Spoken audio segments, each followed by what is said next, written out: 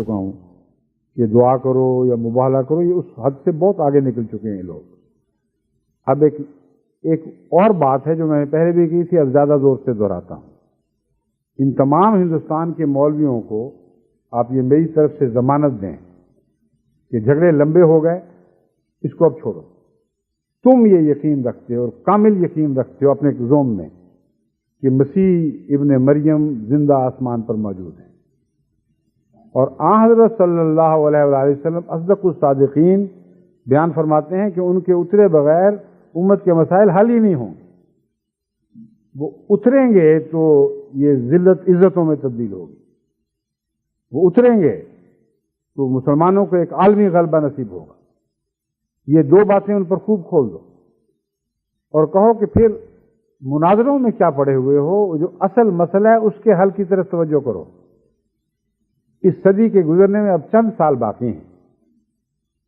میں یہ وعدہ کرتا ہوں کہ تم سب مولوی مل کر اگر کسی طرح مسیح کو اتار دو صدی سے پہلے تو تم میں سے ہر ایک کو 1 کروڑ روپیہ دوں گا، اور 1 لاکھ کا پہلے میں نے شاید اعلان کیا، میں کہ وہ دن ختم ہو گئے، اب تو صدی ختم ہو رہی ہے، مجھے جلدی پڑی ہے، اس لیے فیصلہ کرو 1 کروڑ روپیہ ہر مولوی کو۔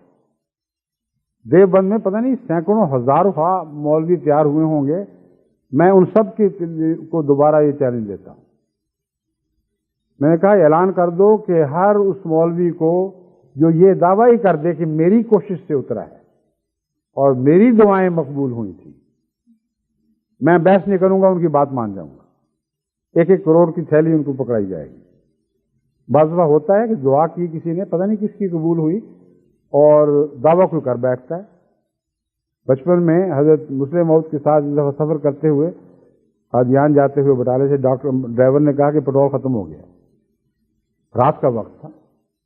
ہمیں ختم ہو گیا، میں نے کہا ہاں جی ختم ہو گیا، قادیان بھی نہیں پہنچیں گے؟ اس کا سوال ہی نہیں نظر آتا، جو سوئی ٹچ کر رہی ہے آخری بٹالے سے اس لیے نہیں بھروایا کہ رات کا وقت تھا، وہ دکان بند ہو چکی تھی، پیٹرول پمپ 24 گھنٹے نہیں کھلا کرتے تھے۔ حضرت مسلم موعود نے فرمایا کہ دعا کرو کہ اللہ اسی پیٹرول میں ہمیں قادیان پہنچا دے، جس کی دعا مقبول ہوئی اس کو میں 1-2 گیلن کا پیٹرول تحفہ دوں گا۔ 2 گیلن کا ڈبہ ہوا کرتا تھا۔ اب پتہ نہیں کس کس نے دعا کی، میں بھی لگا رہا، لیکن بھولا نہیں۔ قادیان جب پہنچے تو میں نے شور مچا دیا کہ میری دعا سے قبول پہنچے ہیں، مجھے دیں۔ اب حضرت مسلم موعود نے جھگڑا نہیں کیا، یہ نہیں فرمایا کہ تمہاری کیا حیثیت ہے، میں بھی تو کر رہا تھا۔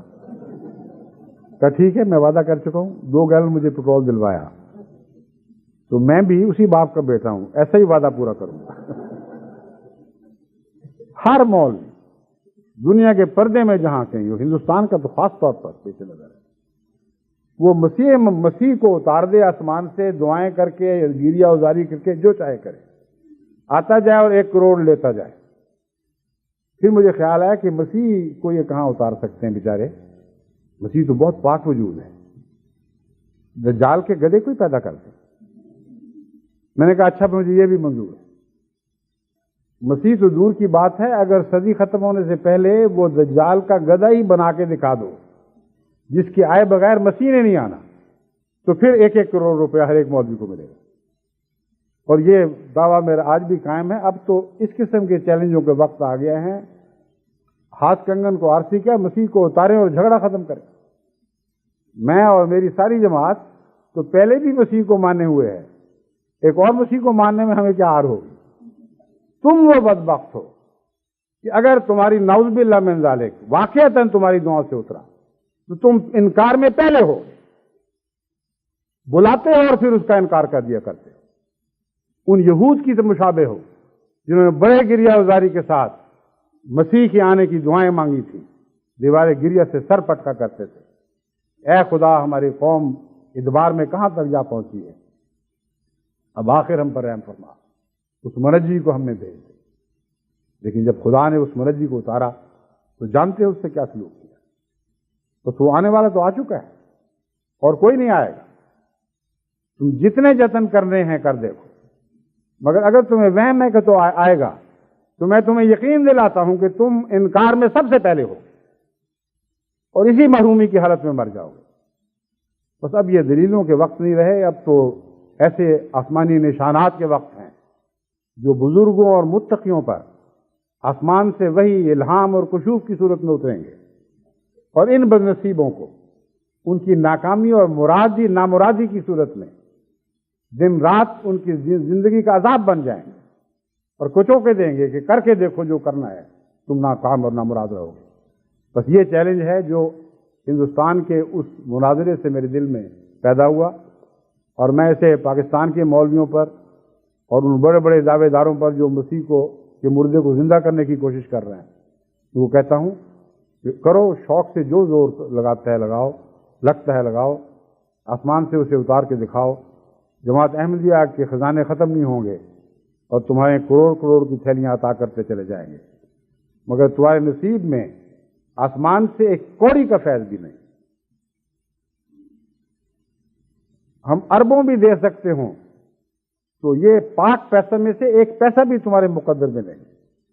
تم تکذیب کی کمائی کھانے والے ہو، اور قرآن فرماتا ہے کہ تم نے اپنا رزق تکذیب کو بنا رکھا ہے، پر اپنی تکذیب سے جتنے پیسے کھائے جاتے ہیں کھاتے رہو۔ اب ہمارا جھگڑا آسمان پر ہے، اور یہی وہ بات ہے جو حضرت مسیح موعود علیہ الصلوۃ والسلام نے آخر فرمائی کہ میرا مقدمہ تم سب کے ساتھ آسمان پر ہے۔ اب آسمان پر یہ فیصلے ہوں گے اور ہونے شروع ہو گئے ہیں، اور دن دور نہیں جب خدا کے آسمان کے فیصلے زمین پر جاری اور ساری تقدیروں کے طور پر ظاہر ہوں گے اور سب دنیا کو دکھائی دینے لگیں گے۔ اب میں قادیان کے درویشوں سے بالخصوص ان سب مہمانوں سے جو وہاں تکلیف لے کر کے وہاں پہنچے ہیں، قادیان کی سکھ آبادی سے اور گرد و نواح کی سکھ آبادی سے اور ان شریف النفس ہندوؤں سے بھی جنہوں نے ہمیشہ حضرت مسیح موعود علیہ السلام کے مہمانوں سے عزت اور محبت کا سلوک فرمایا ہے، اور جو ان کا تعلق جماعت سے بڑھتا جاتا ہے۔ اگرچہ بعض لوگ بد نصیبی سے کوشش کرتے ہیں کہ مذہب کے نام پر ان کے دلوں میں نفرت پیدا کریں، مگر خدا نے ان کو یہ سعادت بخشی ہے، یہ تعلق ان کا بڑھ رہا ہے، اور وہ اپنے گروؤں کی سچی تعلیم پر قائم ہیں کہ مذہب کے نام پر کسی سے دشمنی نہیں کرنی، بلکہ خدا کے نام پر پیار اور محبت ہی کو نشو و نما دینی ہے، ہر طرف پھیلانا ہے۔